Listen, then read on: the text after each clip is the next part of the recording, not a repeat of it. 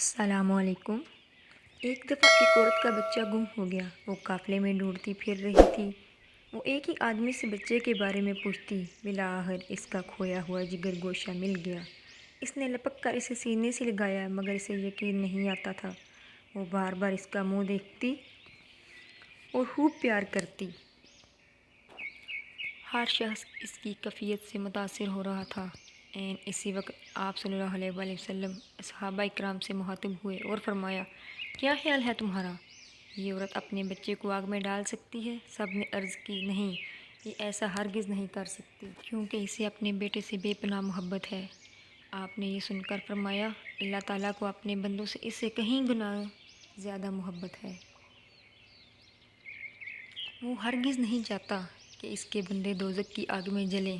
طویل سے طویل تقریر بھی محبت الہی کے بارے میں وہ اثر پیدا نہیں کر سکتی جو آپ صلی اللہ علیہ وسلم کے فکروں نے اس نفسیاتی ماحول میں پیدا کیا۔